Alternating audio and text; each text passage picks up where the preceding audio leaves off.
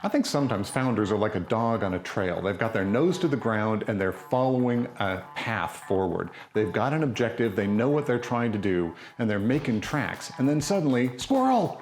They get distracted. Some new shiny pops up, and it sucks up all their time and energy and can seriously compromise their core business. And that's what I want to talk about today, the importance of focus and the pain of distraction in startups. Hi, I'm Lance. Welcome to Feel the Boot, where every other week I post tips and advice for startups.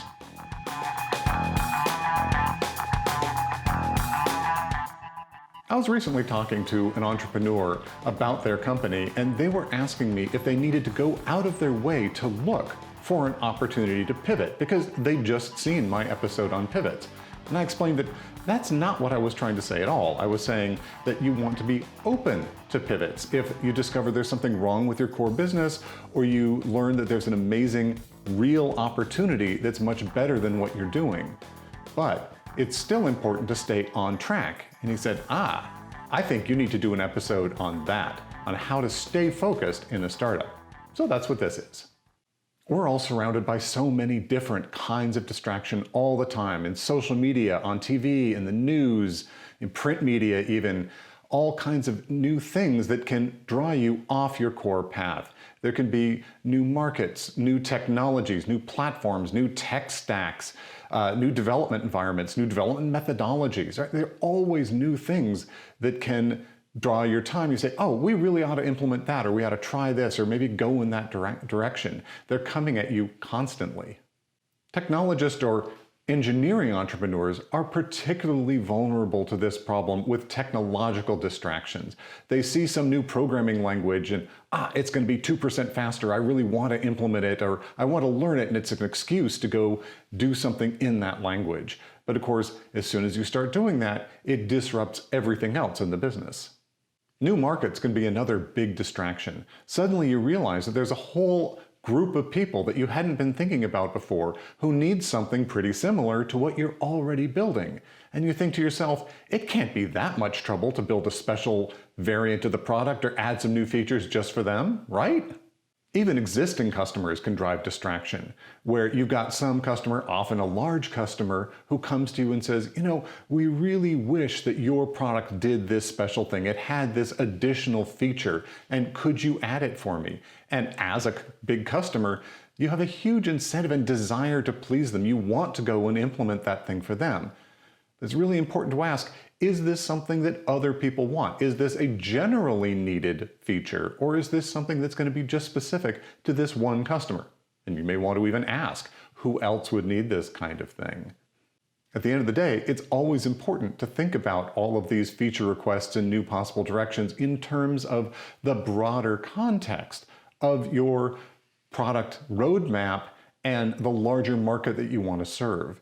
Because in many cases, while this customer came to you and said, hey, I really want this feature, one question to ask yourself is, would they not buy it again or buy it at all if that feature wasn't there? Or is this just a nice to have, a wish list item? And at some point, maybe you'll want to implement it, but it's not a make or break thing right now. As an example, one company I'm working with right now makes a beautifully simple medical device.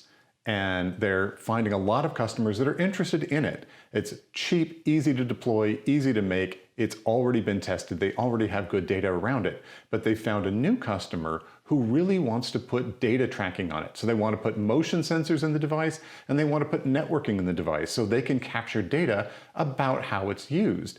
And the founder, he's really excited about putting this in. He thinks it's going to be a great new direction. He likes this customer. He thinks there's going to be a lot more out there. I'm less excited about this. I'm really concerned that this customer isn't necessarily generic. Many of the other customers wouldn't need or use this extra data source. It's not clear to me that this customer wouldn't buy the device if it didn't have it. He'd like to have it. He'd like to have access to this data. But I think they'd still buy it anyway, even if they didn't. But my biggest concern is by trying to implement this, it's going to take months, at least months. We all know that these kinds of development take longer than you think. It's a high-tech direction, whereas this has been a decidedly low-tech kind of device. So that means this version is being pushed off months. It's going to distract everyone in the business while they try to roll this out, and it may in fact delay all of their activities for many months while they wait for this thing to come out, at which point it may or may not actually make much of a difference to the business anyway.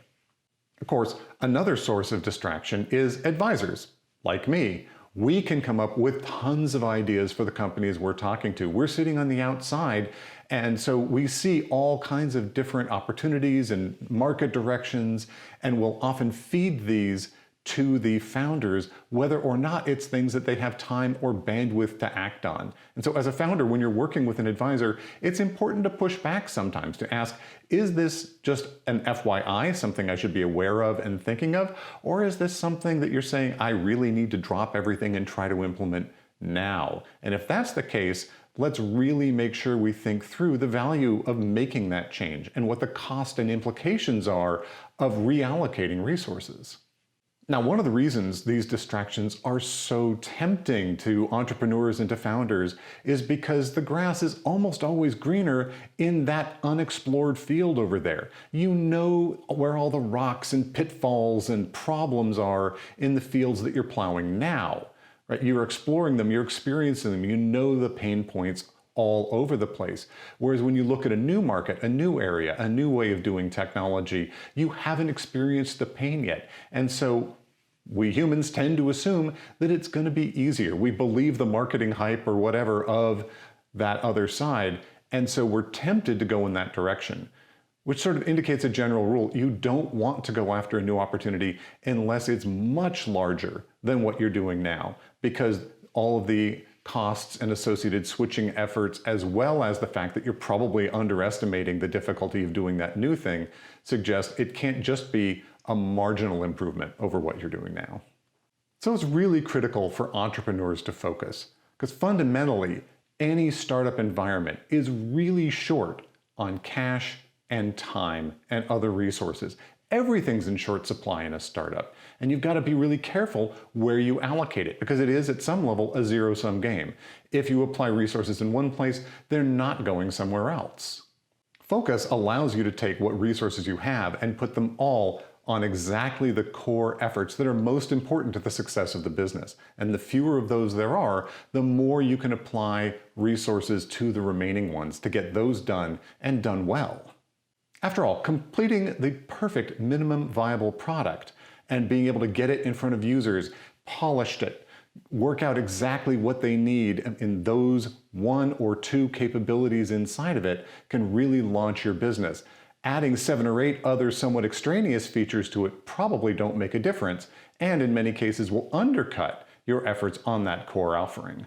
Having really tight focus also helps clarify things to a number of different audiences. So inside the company, when you've got a laser focus, it then gets everyone else lined up behind that vision. Your engineers, your marketers, your salespeople, everyone understands, here's the feature, here's the capability, here's the market, here's the customer we're going after, here's the value proposition we're selling. Not value propositions, not customers, not products.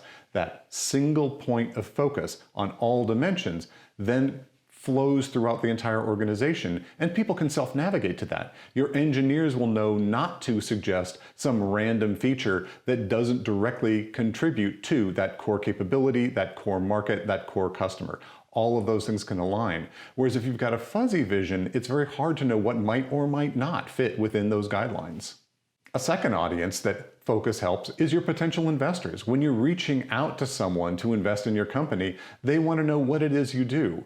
And if it's all sorts of things, well then I don't really know which direction your company is going to go in. I can't understand how viable that marketplace is or that set of customers.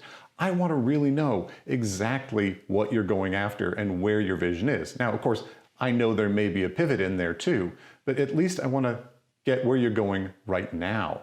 In fact, I just saw a company present to my angel group, which we rejected, and they had some cool technology. They had some cool other investors, but they had no focus whatsoever. They talked about several totally different markets, which would have required different pricing models and different marketing directions, and frankly, very different sets of tools and capabilities and feature sets, and they were building all of them, and they just didn't make sense. Group A didn't care about feature C at all. And that lack of focus completely turned off literally all of the investors in the room. And so they weren't even invited to present to the whole group. And lastly, and maybe most importantly, this tight focus communicates clearly to your potential customers. It allows it to be very clear, who is this built for? And when a customer recognizes themselves in that profile, it's easy for them to then see, I will benefit from this in the following ways, and go directly to potentially the purchasing process. Whereas, again, if you're trying to be all things to all people, then any given customer will have a harder time recognizing how this applies to their specific use case. Now, as you get big, the company matures, you'll eventually need to address that. But when you're starting out, you want to find a core set that really needs what you're doing and laser in on just them. So the pain point of lack of focus, being distracted and going off down side paths, is being spread too thin. Your resources just don't get allocated where you need them to go, and you're trying to follow different paths, and all of them get short shrift. And of course, each time we change direction, there's enormous switching costs when you have to drop one effort and pick up another one. And I've seen countless corporations which have this sort of distraction problem. They're going, okay, we're gonna go after this, and oh, some customer really wants this other thing. And so they put all of that on hold, change direction, all the engineers spin up, start marching down this direction, then someone realizes, wait a minute, that's not part of our core strategy. And so they put that down, go back to the original thing, spin that up, and it's a huge amount of time. There are months wasted every single time there's this change of direction. And that's an expense that as a startup, you simply cannot afford. I think lack of focus killed a company that I was advising just last year. They were creating their initial minimum viable product, but they wanted to make sure that they supported all the different things that their focus group had suggested they wanted. They wanted a bunch of different features in this offering. And so to make sure that it was appealing as possible, they were trying to implement all of them. And unfortunately, that meant that a lot of them were sort of implemented in an incomplete, not a great way. And in particular, the inviting friends capability, then the onboarding capability for new users, both sort of got less attention than they needed. They were not fully finished, they were not polished, they were awkward to use, it was difficult to get on board, you couldn't necessarily just invite random people, it had to be with text messaging. There's a lot of constraints. You couldn't, for example, send out a contact to a mailing list, it was phone only. They hadn't worked through that side of things, but their business model was all about virality. And that was the way they were going to grow, was exclusively through having friends invite other friends, and those friends then onboarding quickly and continuing that pattern.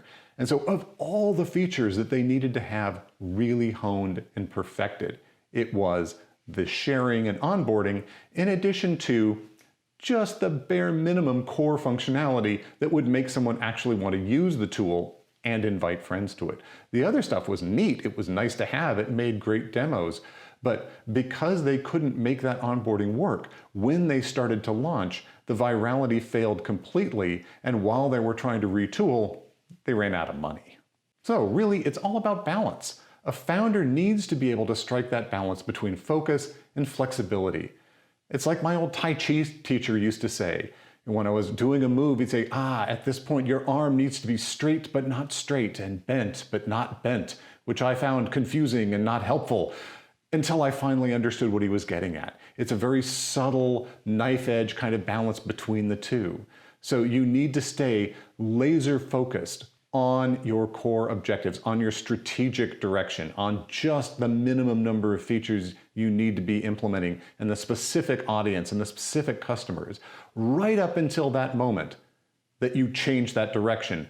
But you make a very conscious and considered decision to change that direction.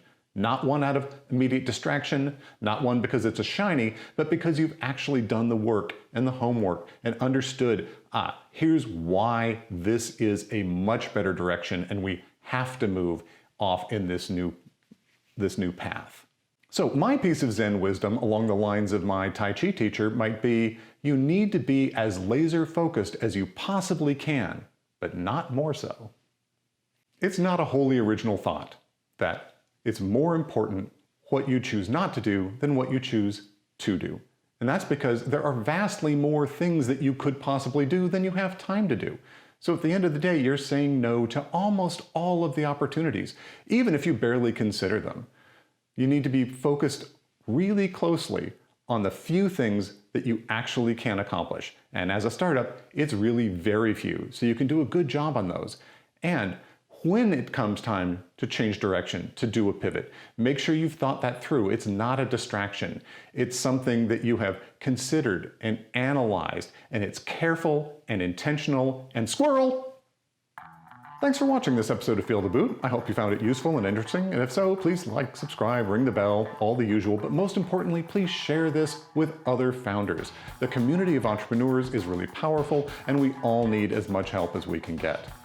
If you don't have time to watch videos, I encourage you to read this as a blog at feeltheboot.com or take us in as a podcast on any of the usual podcasting services. Till next time, ciao.